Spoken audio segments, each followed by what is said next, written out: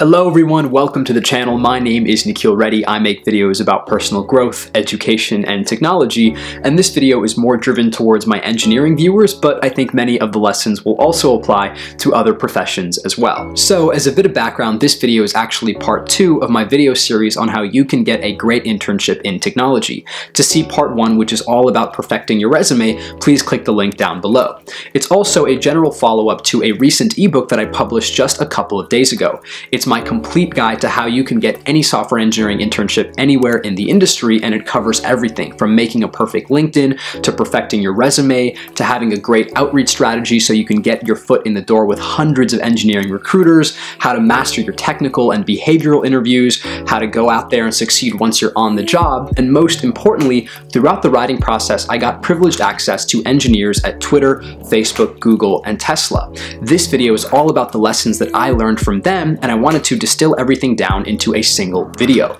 Again, if this video proves helpful, I would be so grateful if you checked out my ebook or my growth journal, but nonetheless, let's get into it and go with the first lesson, which was provided to me by an engineering manager at Twitter. He said that the most important thing in the industry was letting go of your ego. To him, egotism engenders defect and conflict. The most incredible developers that he has ever experienced and been with, and similar in my case, have been the most humble and approachable individuals that we have ever had the pleasure of working with.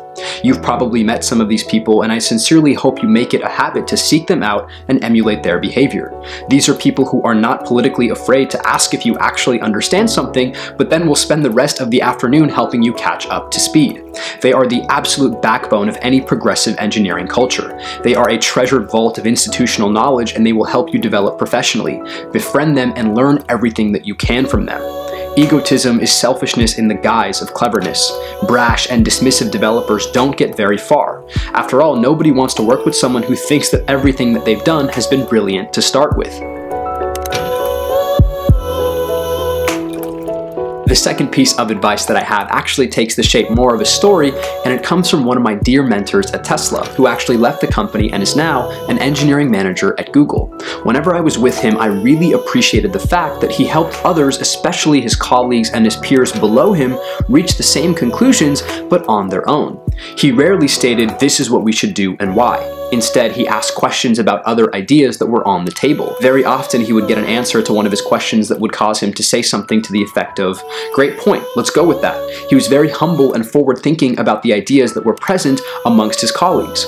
However, he had by far the most positive influence on the quality of our software because he possessed a powerful ability to influence our team's reasoning. The biggest lesson that I learned from him was how he spent most of his time in the workplace asking questions instead of brashly sharing his own thoughts. Don't get me wrong, there's always a time and place to speak your mind, but before he did that, he would always take the time to look at every single person on the table, look them in the eyes and ask them, "What do you think of this software? What do you think of this development technique? How do you think that we should proceed?" I'm not doing it for like, it's not really for the price. I think the title is also fun.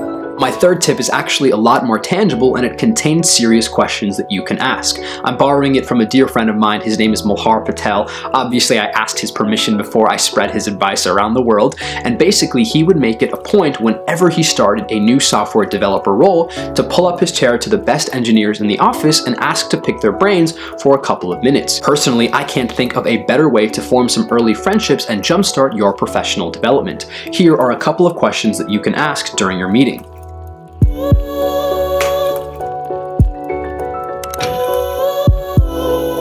Alright, my fourth piece of advice is perhaps the most personal one, and it was a story shared to me by one of my biggest role models. His name is Malek, and he's currently an engineering manager at Tesla.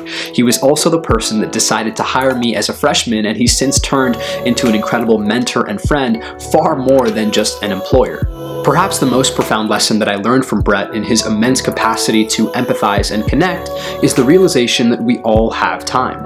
Many of my viewers and peers fall victim to the self-inflicted wounds of trying to overachieve. You don't have to start the next Facebook by age 23, nor are you obligated to conceive of success through the singular realm of engineering. Traveling is not a waste of your time, and creative endeavors that distract you from your work are not questionable personal investments. Finally, I thought it prudent to share some of my own personal advice, and I think the number one tip that I can give to any software engineer out there, or just anyone in a general job, is the notion of comparing yourself and why it's the stupidest thing that you can do. The notion of comparing your progress to that of others is erroneous, unfounded, and self-defeating. If you qualify your own vision of success as this desire to supplant and supersede those around you, your success will remain just that, merely a desire.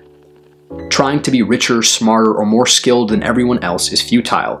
You will always find someone with more privilege, resource, talent, or good fortune. And I think this is actually very prevalent in the engineering industry. You get your foot in the door and you're finally starting work, and then you're bombarded by the skills and talents and raw intelligence of so many people. It's a little overwhelming, and it's hard not to compare yourself. It's hard not to stay at the office as long as possible or feel unworthy or inferior to the people around you.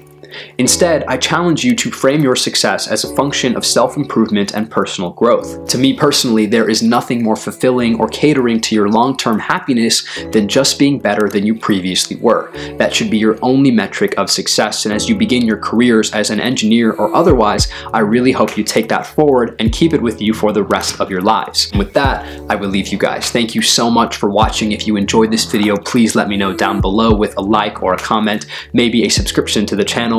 Please go check out my ebook. I put my heart and soul into this project, and I would be incredibly grateful for your support. Last but certainly not least though, I will always see you guys in the next one.